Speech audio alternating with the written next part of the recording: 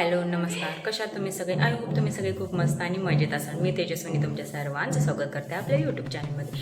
बरेच दिवस झाले लॉंग व्हिडिओ टाकला नाही म्हणून म्हटलं चला आज लॉंग व्हिडिओ टाकू. तसेच थोडाफार फेस्टिवल आज दिवस आहेच आमचा. काय आहे ते मी कंटिन्यू व्हिडिओमध्ये सांगतेच. चला तर मग आपण व्हिडिओ कंटिन्यू करू. सर्वात आधी तर सकाळ सकाळी मी इथं उंबरा पूजन केली आणि छोटीशीच का असाना मी रांगोळी इथे काढून घेतली. त्याच्यानंतर ना आधी इथं खेळत होता लकडी की काठी असं. आधी काय करतोय? काठी? कसली काठी आहे? लकडी काठी?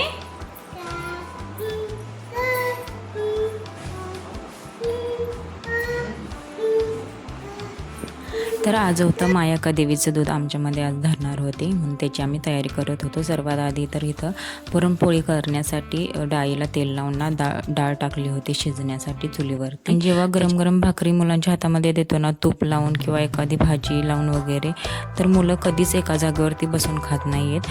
जर मोबाईल लावून दिला असेल तरच मुलं एका जागी बसून खातात, अदरवाईज हे असंच फिरून ह्यांचं खाणं असतं. म्हटलं असू दे असं का असेना, पण स्क्रीनपासून दूर राहतात ना थोडा वेळ, ठीक आहे म्हणून मग आम्ही इग्नोर करतो, खातात तसे खाऊ देत म्हणून. त्याच्यानंतर आम्ही पण पटकन इथं जेवण करून वगैरे घेतलं, पण मुलांना पाहिजे होते आंबे म्हणून आंबे खात होते. आणि श्री जेव्हा पण आंबे आम्ही कट करतो ना, श्रीला कुईस आवडते का काय माहीत, तो आवडीनं कुईस खातो. बाकीचं अदरवाईज छोटे छोटे पीस केलेले असतात ना ते घेतच नाही येतो, कुईस खातो. त्याच्यानंतरनं मग डाळ इथं शिजली होती, आम्ही जेवपर्यंत शिजली होती डाळ, म्हणून त्याच्यासाठी मग गूळ घालून मी डाळ शिजवणार होते म्हणून मी गूळ इथं कट करत होते. त्याच्यानंतर गूळ घातला डाळीमध्ये, डाळ चुलीवरती शिजवून वगैरे घेतली. आणि चुलीपाशी बसल्यानंतर ना खरंच खूप चटके बसतात बरं का. म्हणजे कधी कधी असं वाटतं की आत किचनमध्येच ना गॅसवरती केलेलं बरं, पण आणि विचार करतो की नाही गावाकडे आलो आहे तर चुलीचा जास्त यूज करायला पाहिजे, कारण की गावाकडं जास्त लेटनं टाकी पुरवली जाते, गॅस टाकी. त्यामुळं म्हटलं जळण आहे तर आपण चुलीचाच यूज केला पाहिजे, म्हणून आम्ही चुलीवरती जास्तीत जास्त जेवण करण्याचा प्रयत्न करतो. चहा दूध गरम करणं, इमर्जन्सी जेवण वगैरे करायचं असेल तर तेव्हा यूज करतो. त्याच्यानंतर पुरण वगैरे वाटून मी इथं घेतलं, कारण की मला पोळी करण्यासाठी बसायचं होतं आणि मला पोळ्या करायला खरंच खूप जास्त आवडतं. आणि जेवढी पोळी बनवायला आवडते ना तेवढीच खायला पण आवडते, कारण मला पुरणपोळी खरंच खूप आवडते. त्याच्यानंतर इथं साक्षीनं तोपर्यंत मोदक मुटकं वगैरे म्हणजे काय ते दिवे वगैरे आहे ना त्याची तयारी करून ठेवली होती. त्याच्यानंतर मग मी इथं पुरणपोळी पटकन करून वगैरे घेतल्या. एवढ्या पुरणपोळी वगैरे झाल्या. आणि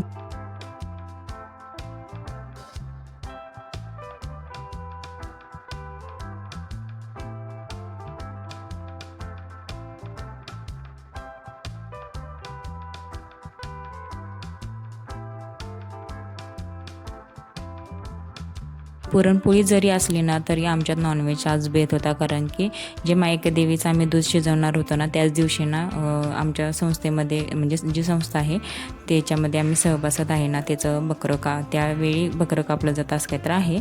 मग त्याचं ते मटण आलं होतं, त्यामुळं ते नॉनव्हेज तर बनणारच होतं. त्याच्यानंतर किचनवरती एवढा राडा पडला होता ना भांड्यांचा, बापरे म्हटलं ते इग्नोर केलं आणि मस्तपैकी चहा घेतला, कारण की खरंच कंटाळा आला होता खूप. म्हटलं पहिला चहा घेऊया आणि नंतर काय असेल ते काम करू म्हणून इथं गरम मस्त चहा घेतला. काय?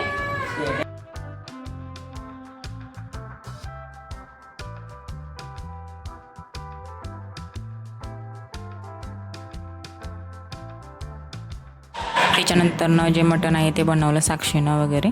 आणि त्याच्यानंतर मग मी चपातीची तयारी केली, कारण की पुरणपोळी फक्त आम्ही दोघेच खाणार होतो, आम्ही दोघी मटण खात नाही त्याच्यामुळं. आणि त्यामुळं बाकीचे सगळे मटण खाणार होते, त्यामुळं त्यांना चपातीच पाहिजे म्हणून त्यांना चपाती बनवत होतो. त्याच्यानंतर मग साक्षीनं ते मायका देवीचं दूध असतं ना त्याच्यामध्ये नाचणीचं पीठ वगैरे घालून मिक्स करून ना ते डेऱ्या असतात त्या डेऱ्यामध्ये ना ठेवायचं असतं, मग ते करत होते. आणि आमची सासरी बुवा इथं सांगत होते कसं करायचं काय करायचं वगैरे.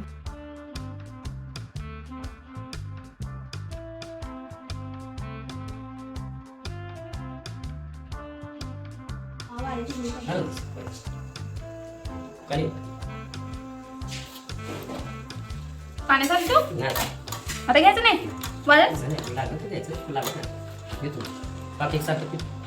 नाही तेवढी ताकद मग काय एवढा जीव आहे जगलीस कशा.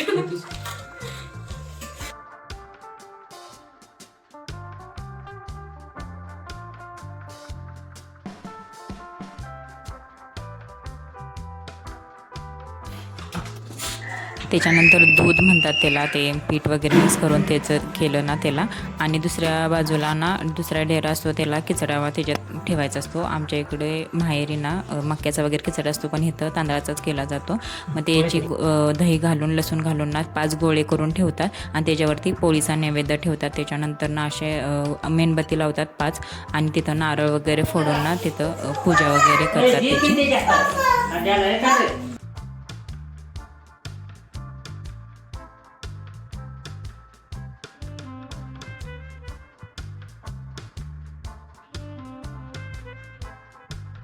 मग हे सगळं बाहेर पण घ्यायचं असतं, पण काय कारण असतं आम्ही बाहेर नाही घेत आहे, कारण की काहीतरी दुःखद घटना घडल्यानंतर ना 1 वर्षाच्या आत जर ते असेल तर ते बाहेर काढत नसतात, असं काहीतरी असतं ते प्रथा. म्हणून ते आम्ही फक्त इथं नारळ वगैरे फोडण्यासाठी नैवेद्य दाखवण्यासाठी बाहेर आलो होतो. नाहीतर बाहेर असतं ना तर ते पण बघण्यासारखं खूप चांगलं असतं. तर माझा छोटा व्हिडिओ मी इथंच एंड करते. आपण भेटू नेक्स्ट व्हिडिओमध्ये. व्हिडिओ कसा वाटला मला कमेंटमध्ये नक्की सांगा. आवडला असेल तर लाईक करा. बाय.